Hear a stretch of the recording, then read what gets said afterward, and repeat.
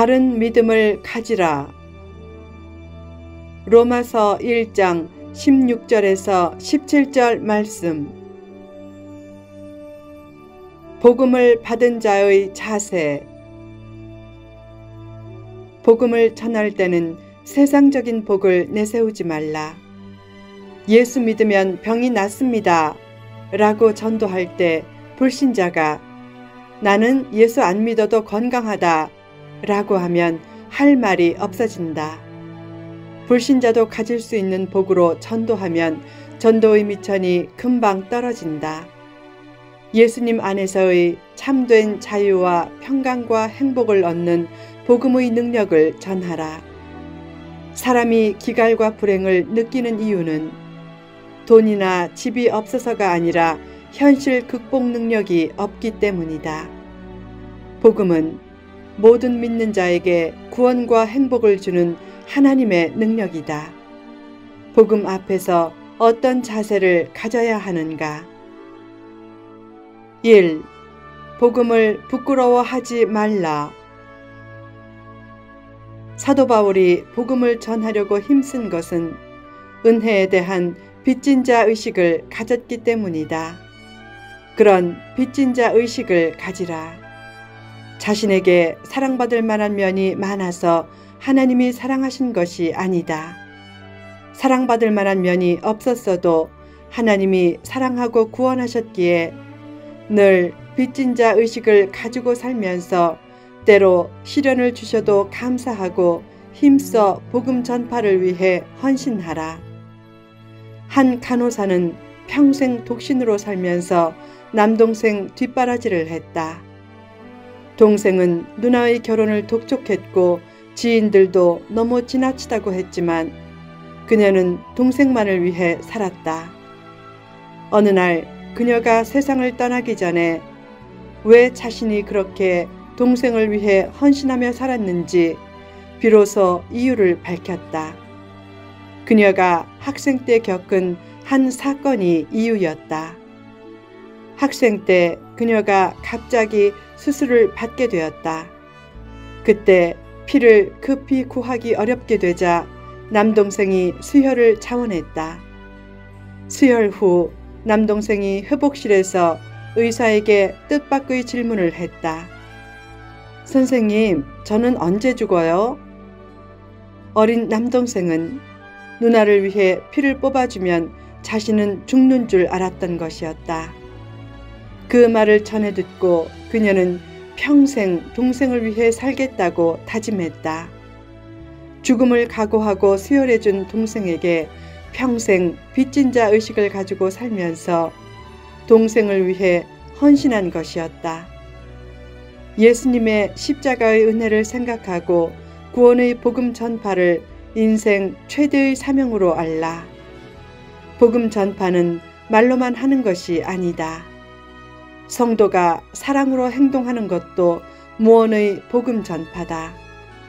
후자 형태의 복음 전파가 사실상 더 중요하다.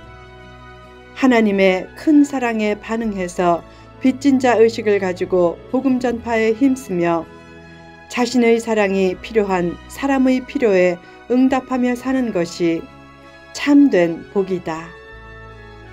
2. 믿음이 흔들리지 말라. 구원은 믿음으로 받기에 어떤 경우에도 믿음이 흔들리지 않도록 하라. 특히 돈이나 선행을 구원과 연관시키지 말라. 중세 가톨릭 교회에서는 베드로 성당의 건축비 마련을 위해 면죄부까지 팔았다. 그들은 죄인의 이름으로 면죄부를 사면 연옥에 있던 죄인이 낙원으로 올라간다고 주장했다. 당시 면죄부 최대 판매자였던 티체는 이렇게 말했다. 헌금함에 돈을 넣으면 돈이 떨어지는 땡그랑 소리와 함께 연옥에 있는 형제들이 해방된다. 결국 루터는 1517년 10월 31일 종교개혁을 일으키며 세 가지를 주장했다.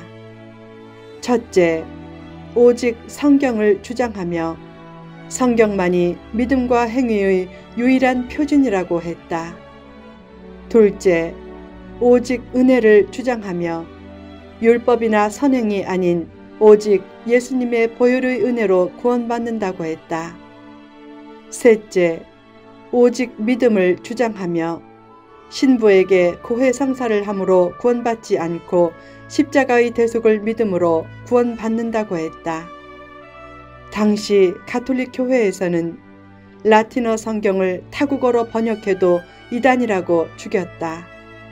성경은 로마 가톨릭 교회의 사제만이 가지고 있어야 한다고 하면서 평신도들에게 성경을 주지 않고 신부들만 성경의 절대 해석권을 가진다고 했다.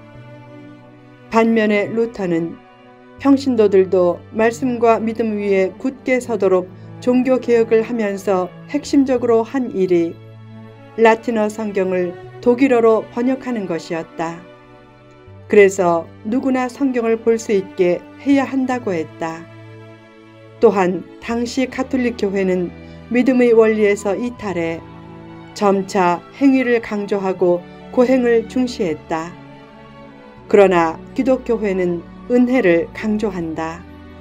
믿음의 원리가 흔들리지 않도록 늘 은혜를 앞세워 살고 믿음이 행위나 체험이나 감정으로 대치되지 않게 하라. 체험적이고 감정적인 믿음은 신비주의의 나락에 빠져들게 한다. 신비주의는 겉으로는 가장 신앙적인 모습 같지만 가장 불신앙적인 모습이 될 수 있다. 믿음에는 구원의 믿음을 가장한 거짓된 믿음도 있다는 사실을 잊지 말라.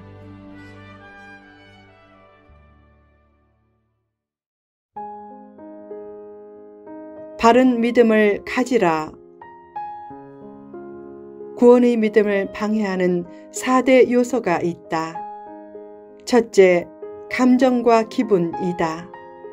은혜가 떨어진 느낌이 있다고 구원이 흔들리는 것은 아니다. 둘째, 인격의 변화다. 구원받았다고 성숙한 인격이 바로 되지 않는다.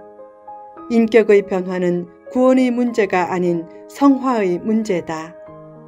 셋째, 선행과 공로의식이다. 선행이 자랑이 되면 안 된다. 넷째, 성령의 외적 증거다.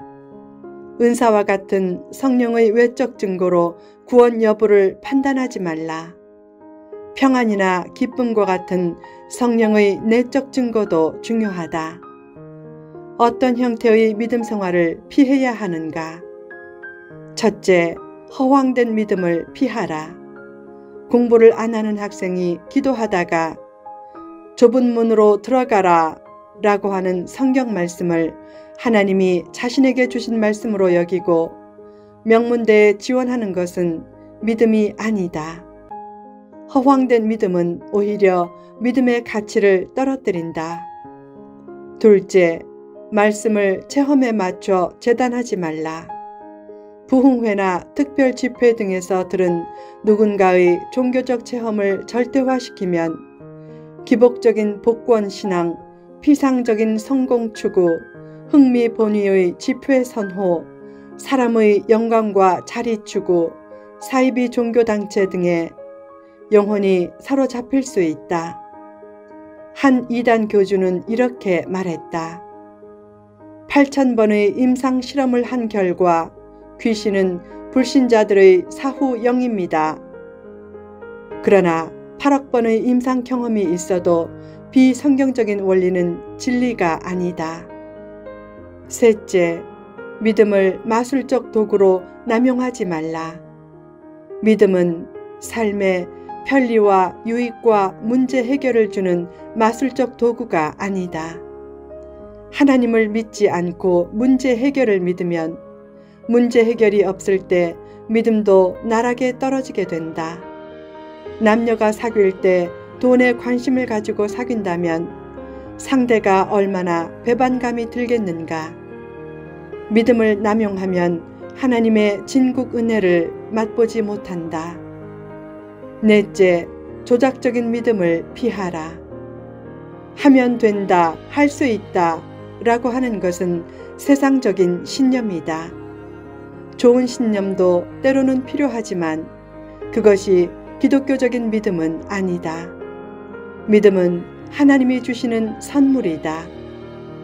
내게 능력 주시는 자 안에서 모든 것을 할 수 있다 라는 말씀은 하나님 안에서 어떤 장벽과 고난도 극복하고 승화시킬 수 있다 라는 말씀이다. 다섯째, 행함이 없는 믿음은 피하라. 믿습니다. 아멘 이라고 하면서 실천하지 않는 것은 복된 믿음이 아니다. 말하는 믿음보다 행동하는 믿음이 참된 믿음이다. 행동이 필요하다는 원리를 왜곡해서 행위로 구원받습니까? 라고 따지지 말라. 행동하는 믿음이 중요하다는 말은 믿음으로 구원받은 성도가 말만 번듯하고 행동이 없으면 안 된다는 뜻이다. 믿음이 왜 시간이 흐르면서 연약해지고 변질되는 경우가 많은가? 믿음으로 시작했다가 행위나 감정이나 체험을 앞세우기 때문이다.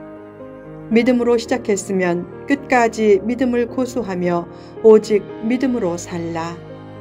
하나님이 가장 기뻐하시는 것은 믿음이다. 복음서를 보면 믿음의 사람을 발견했을 때 예수님은 마치 광부가 금맥을 발견한 것처럼 기뻐하셨다. 늘 굳건한 바른 믿음을 가지고 하나님을 기쁘시게 하라.